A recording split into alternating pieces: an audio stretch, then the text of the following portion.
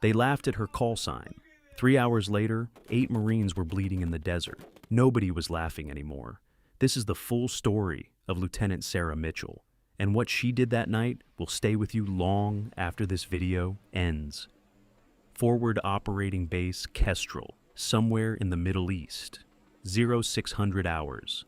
The kind of morning that smells like jet fuel and bad coffee, and the specific tension of people who know the day ahead won't be routine. Pilots crowded around the mission board in the command tent.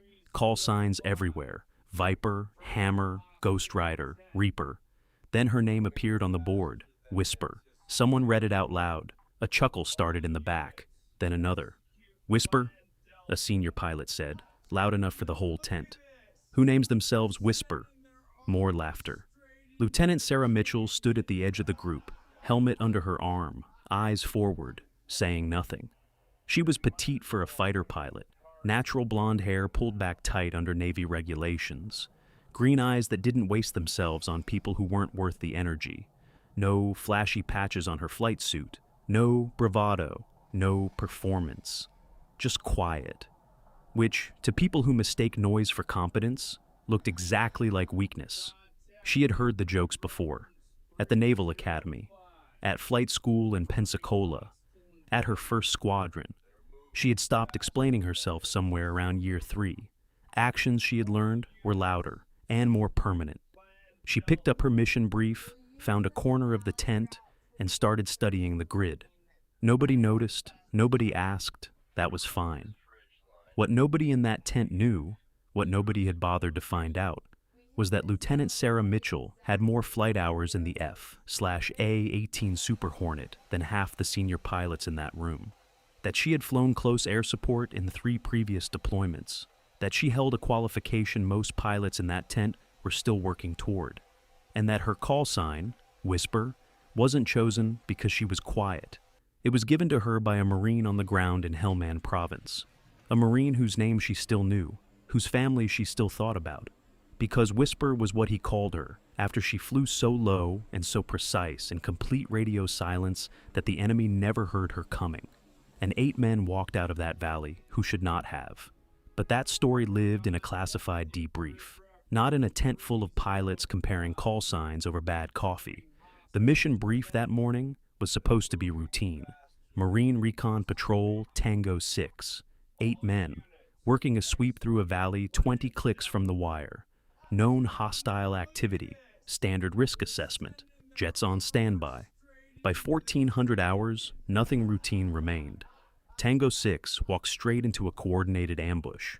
3 men hit immediately, 2 more pinned behind a rock formation with no cover on the north. Weather rolling in, fast from the west. Cloud ceiling dropping by the minute. Comms degrading. Coordinates shifting as the patrol scattered for cover. Back at the command tent, controlled chaos. Pilots arguing over coordinates. JTAC, Joint Terminal and Attack Controller, on the radio trying to manage 3 conversations at once. A senior pilot, Major Denton, already calling the weather a no-fly situation. Ceiling's too low, we go in blind, we risk the patrol as much as the enemy. Sarah stood at the back of the group, studying the grid on the table. Something wasn't adding up. She ran the numbers again, then again.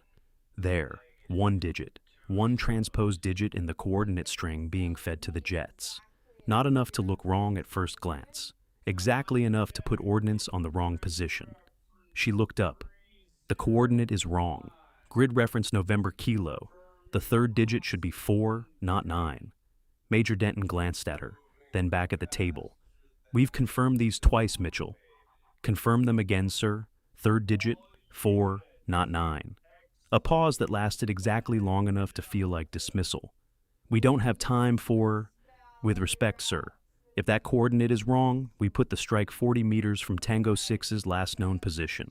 40 meters is not a miss. 40 meters is a massacre. Silence. The JTAC looked at the grid. Looked again. His face changed. She's right. 1 digit. 1 quiet voice that didn't back down when waved off. The JTAC quietly diverted the jet, rerouted the approach. New coordinate locked. 22 seconds later, the Super Hornet found the ambush position. The Marines on the ground heard it before they saw it. That specific sound, the one that means someone answered. 8 men, 3 wounded, all alive. All because of one digit and one pilot who didn't need anyone's permission to be right. Back at the command tent, the relief was immediate and loud, back-slapping, radio chatter erupting, Major Denton already writing the after-action summary. Sarah stood at the edge of it all, the same place she always stood. Nobody said her name, nobody turned around. That was fine. She already knew. The visiting officer arrived at 1700 hours.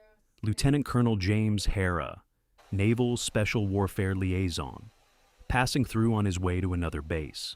He walked into the tail end of a conversation where someone, a young pilot, third deployment, more confidence than experience, was doing an impression of her call sign, whisper, said in a falsetto, to laughter.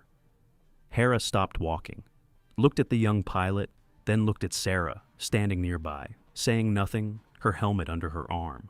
He recognized her immediately, not from a file, not from a brief, from a valley, from a night 2 years ago when his helicopter went down behind enemy lines, and the only thing between his crew and a very permanent silence was a Super Hornet that appeared out of nowhere, flew danger close in 0 visibility, and held that valley long enough for extraction.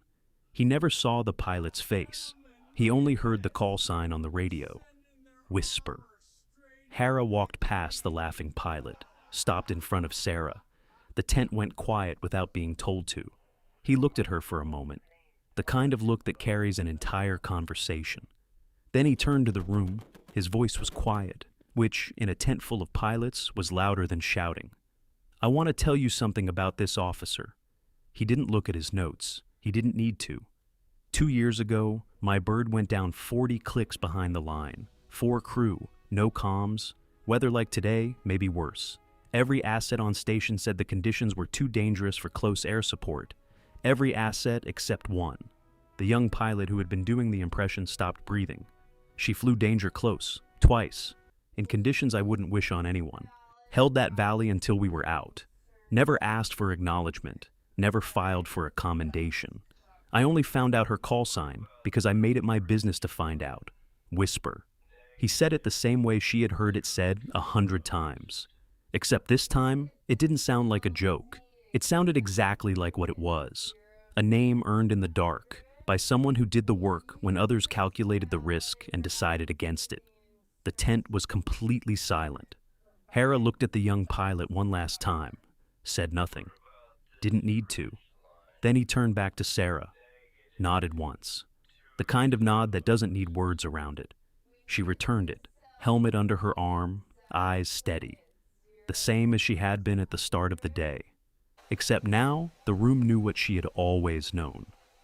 That evening, Sarah Mitchell walked out to the flight line alone, the sun dropping behind the desert, her Super Hornet sitting on the tarmac, ordinary looking in the way that things built for extraordinary purposes always look ordinary when they're resting. She ran her hand along the fuselage the way pilots do, not for anyone watching, just for the ritual of it, the acknowledgement between a pilot and her aircraft that says, "We did the work today. 8 people are alive who might not have been. That is enough. That is everything." She didn't need a ceremony. She didn't need a correction from a visiting officer, though she was grateful for it in the way you're grateful for things that shouldn't be necessary, but sometimes are. She needed what she had always needed. The grid to be right. The jet to be ready. The Marines to come home. Everything else was noise, and Whisper had never had much use for noise. The next morning, the mission board went up at 600. New day, new brief, new call signs. Hers was listed first. Nobody laughed. Subscribe for more stories like this one. The ones about the people who do the work in the dark and never ask for the light. Every week, right here.